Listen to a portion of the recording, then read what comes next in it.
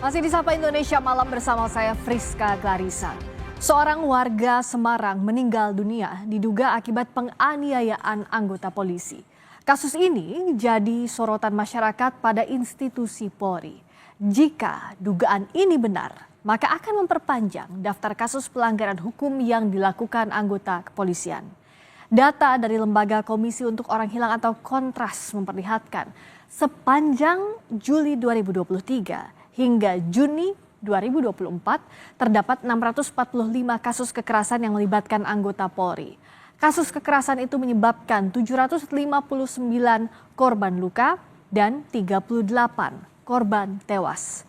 Sepanjang tahun 2024, banyak anggota polisi yang melakukan pelanggaran baik pelanggaran kode etik maupun pelanggaran disiplin. Ada lebih dari 4.500 kasus pelanggaran etik, sanksinya 414 polisi dipecat, 525 demosi atau diturunkan jabatannya. Sedangkan pelanggaran disiplin lebih dari 3.000 kasus. Sanksinya lebih dari 1.000 polisi menjalani penempatan khusus atau patsus. 221 demosi dan 286 ditunda kenaikan pangkatnya. Lalu bagaimana pengusutan kasus kematian warga di Semarang? Benarkah ada pelanggaran oleh anggota polisi dalam kasus ini? Kita ulas usai tayangan berikut ini. Polda Jawa Tengah melakukan proses ekshumasi atau pembongkaran makam warga Semarang bernama Darso. Ekshumasi dilakukan untuk mengetahui penyebab kematian Darso. Keluarga Darso telah membuat laporan ke Polda Jawa Tengah jika anggota keluarganya tersebut meninggal diduga akibat dianiaya beberapa anggota Polresta Yogyakarta. Kita melaksanakan kegiatan ekshumasi jenazah almarhum Darso. Kegiatan ekshumasi ini dalam rangka scientific crime investigation, yaitu kita untuk mendapatkan informasi dan menemukan penyebab kematian daripada almarhum. Sementara penyidik Polda Jateng menyatakan telah memeriksa 13 orang saksi. Saat ini proses penyelidikan masih dilakukan untuk memastikan ada tidaknya tindakan penganiayaan oleh anggota Polresta Yogyakarta. Jadi terkait dengan perkara ini kami telah melaksanakan pemeriksaan saksi-saksi sebanyak 10 orang dan hari ini ada tambahan kembali 3 orang. Proses kegiatan ini kita semua masih dalam rangka penyelidikan.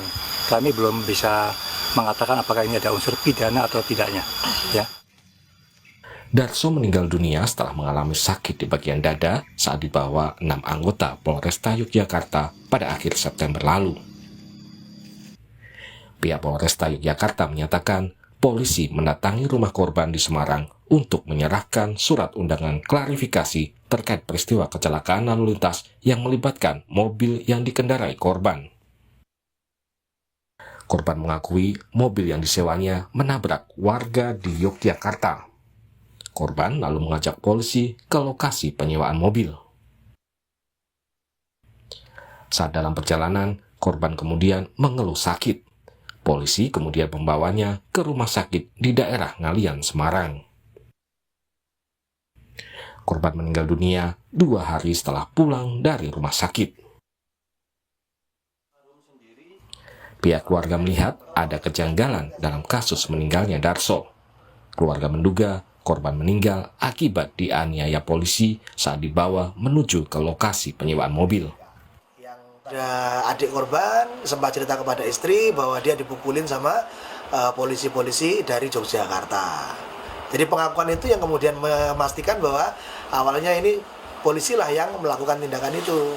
Nah kemudian 6 hari di rumah sakit, keluar rumah sakit 2 hari di rumah, besoknya meninggal. Selain itu, kuasa hukum keluarga Darso juga menyatakan proses penjemputan yang dilakukan polisi tidak sesuai prosedur karena tidak membawa surat perintah maupun surat keterangan yang lain. Tim Liputan, Kompas TV. Lalu bagaimana pengusutan kasus kematian warga bernama Darso? Sejauh mana dugaan keterlibatan polisi dalam kematian Darso? Kita bahas bersama anggota Kompolnas Yusuf Warshim dan istri almarhum Darso, Poniem, serta kuasa hukum keluarga Darso, Antoni Yuda Timor. Assalamualaikum warahmatullahi wabarakatuh. Selamat malam Bu Poniem, Pak Antoni, juga Pak Yusuf. Selamat malam, Rizka. Selamat malam, Rizka. Selamat malam. Untuk Bu Poniam, kami mengucapkan turut berbela-sungkawa sedalam-dalamnya atas meninggalnya almarhum Bapak Darso, Bu. Ya, terima kasih. Bu, saya ingin bertanya bagaimana perjuangan Ibu mencari keadilan. Ini kan kasusnya September 2024 peristiwanya ya, lalu dilaporkan 10 Januari. Kenapa ada rentang waktu yang cukup panjang, Bu? Ya, karena ada seseorang temannya mengajukan mediasi mau damai gitu. Jadi agak lama. Oke. Yang mengajukan damai itu siapa, Bu Poniam? Pak Densen, Dia adalah temannya almarhum. Oke. Temannya almarhum itu pada saat kejadian seperti apa posisinya? Posisinya belum tahu, itu waktu pas mengajukan, waktu pas melayat. Nah sebenarnya boleh diceritakan, mohon maaf kalau pertanyaan kami mungkin mengungkit lagi kesedihan Ibu. Jadi apa yang terjadi sebenarnya, Bu, kalau versi dari keluarga Ibu terhadap almarhum Pak Darso? Oke. Gimana, Bu? Apa yang terjadi, Bu, pada saat itu? Ya katanya ada pemukulan gitu sama polisi, Pak. Sama pihak. Yang menyebutkan itu dari siapa, Bu Poniam? Pak Darso. Oh, Pak Darso bercerita. Alasan dugaan ada pemukulannya itu seperti apa, Bu? Kenapa kalau kata almarhum? Kata almarhum waktu itu kan nggak cerita sama saya, ceritanya sama adiknya. Bilang ya kalau saya habis dipukulin gitu saja. Tapi pihak kronologinya bilang sama adiknya. Oke. Nah, Bapak itu setelah dibawa ke rumah sakit meninggal jeda besoknya, betul? Ya, 6 hari. 6 hari setelah dibawa ke rumah sakit ya. Nah, untuk kronologi lengkapnya izin saya tanya ke Pak Antoni. Jadi kalau dari keluarga yang dihimpun dari adik almarhum itu seperti apa keterangannya? Dugaan pemukulan ini pada saat apa, Pak Antoni? Baik, mungkin biar lebih lengkapnya saya ceritakan singkat. Silakan. Di awal ini dimulai dari berangkatnya korban bersama 2 temannya ke Yogyakarta. Di Jogja kabarnya ada laka lantas, yang mengendarai mobil adalah korban. Nah, korban laka lantasnya ini sudah dibawa ke klinik sebagai wujud tanggung jawab. Tetapi karena mungkin korban ini nggak punya duit, akhirnya ninggal KTP. Kemudian dia pulang ke Semarang. Karena ketakutan kaitan dengan biaya, kemudian termasuk juga mobil, korban ini berencana mau ke Jakarta dulu dalam rangka nyari duit untuk bertanggung jawab. Memang sempat pergi ke Jakarta 1,5 bulan sampai 2 bulan, kemudian dia pulang ke Semarang. Karena nggak ada hasil pulang ke Semarang, dapat 1 minggu di Semarang, tiba-tiba datanglah 6 orang ke rumah, yang 3 di mobil, yang 3 lagi turun ke rumah, itu mendatangi rumahnya korban ini. Disampaikanlah ke istri korban bahwa apakah benar ini rumahnya Pak Darso, mau ketemu dengan Pak Darso. Lalu istri korban mengatakan, oh iya betul Pak. Kemudian masuk, Pak Darsonya diminta untuk keluar karena bangun tidur. Kemudian istri keluar dari rumah, selang sebentar sekali Pak Darso sudah tidak ada. Jadi Pak Darso diperkirakan oleh istri dibawa oleh 3 orang tadi itu yang tidak dikenal, yang tidak membawa apapun, tidak memperkenalkan diri, tidak bawa surat penangkapan, tidak bawa surat tugas apapun, pokoknya langsung Pak Darsonya dibawa. Kemudian itu jam 6 pagi. Jam 8 pagi di tanggal 21 September 2024 itu, jadi selisih 2 jam dari jam 6 ke jam 8, 3 orang tadi datang lagi ke rumah Pak Darso, kali ini bersama Pak RT, dan mengatakan kepada Bu Darso bahwa bapaknya sekarang ada di rumah sakit. Tentu Bu Darso menjadi heran, kaget, ya kan? Lalu Bu Darso dibawa ke rumah sakit. Di rumah sakit ketemu dengan 6 orang. 3 orang yang tadi turun dan 3 orang yang di mobil, mestinya seperti itu. Baru kemudian, silakan lanjutkan dulu sedikit lagi Bapak. Baru kemudian ketika 6 orang ini meninggalkan rumah sakit, Pak Darso bercerita bahwa baru saya dipukuli oleh 6 oknum polisi. Yang lebih lengkapnya diceritakan pula kepada adiknya. Dan letak penganiayaan itu tidak jauh dari rumah, hanya sekitar 200-300 meter dari rumah. Oke, jadi diduga saat dibawa dari rumah itu sampai almarhum tidak sempat pamit kepada Bu Darso pada saat itu ya, Pak Antoni ya?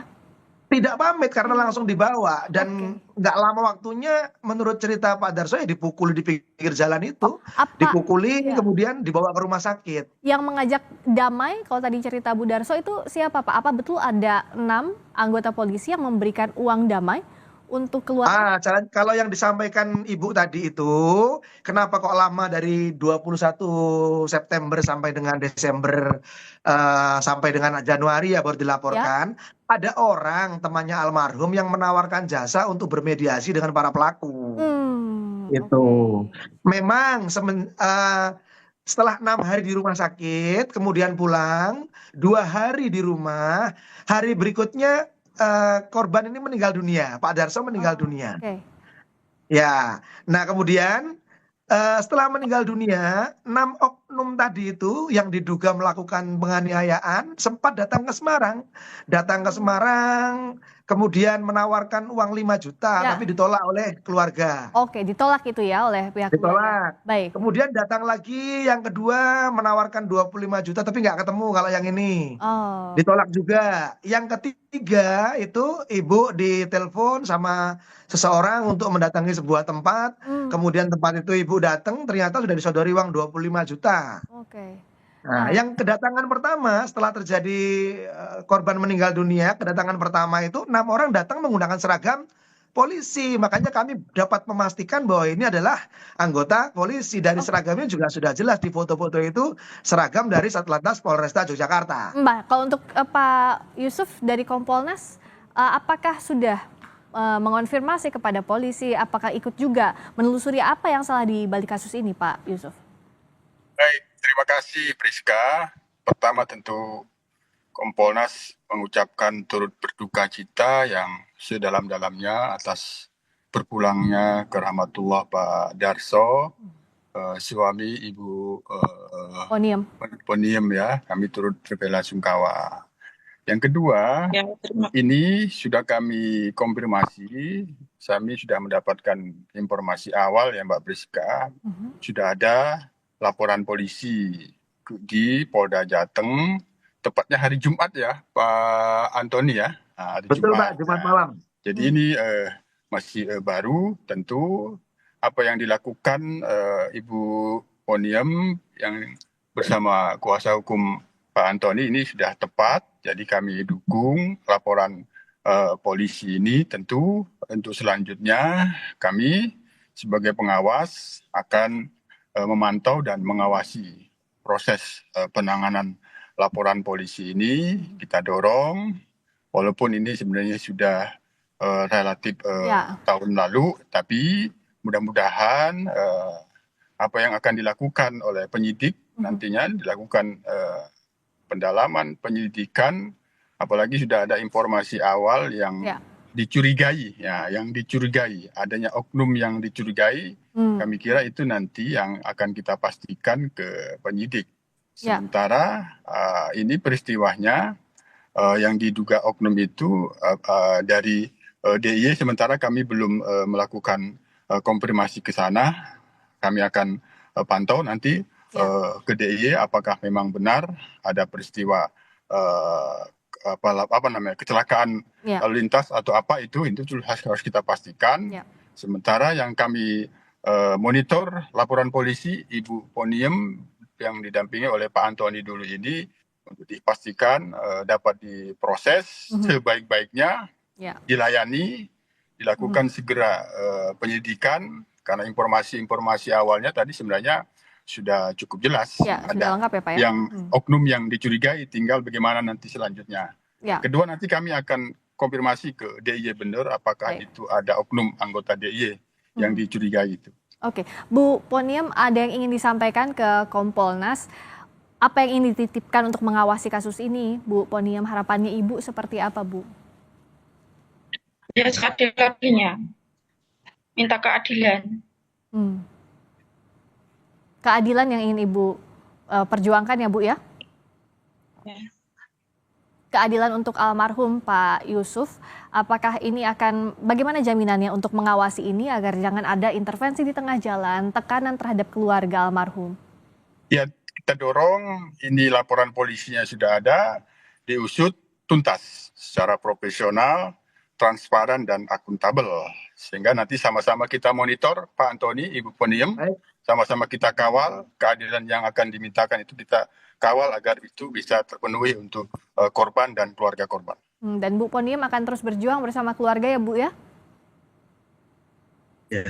Ya. Iya, Pak Antoni, apa yang ingin disampaikan ke Kompolnas, ke Pak Yusuf?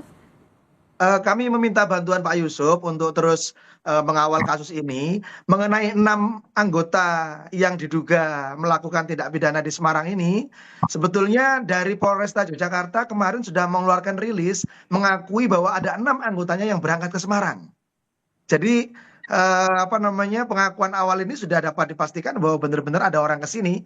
Tinggal nanti kaitan dengan tindak pidananya biarkanlah Polda Jawa Tengah yang akan mendalami lebih lanjut. Ya. Artinya nama-nama sudah ada semua ini.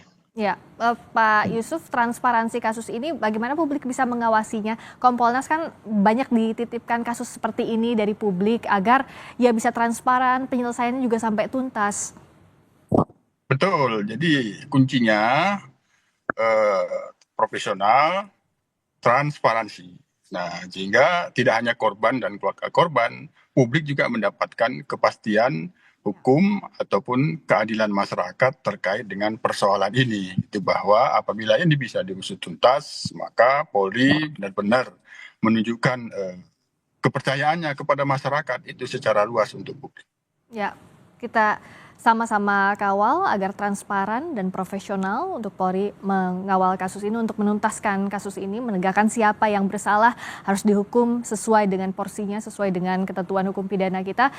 Terima kasih Pak Yusuf Warshim, Pak Antoni, terima kasih Bu Poniem. Kami tahu ini berat sekali untuk Ibu untuk berada di layar ini, tapi kami berterima kasih karena Ibu bersedia meluangkan waktu malam hari ini, dan kami sekali lagi mengucapkan turut berbelasungkawa sedalam-dalamnya atas meninggalnya Bapak almarhum Darso. Terima kasih sekali lagi Ibu Bapak. Terima kasih Priska, Ibu Poniem, Pak Antoni. Terima kasih.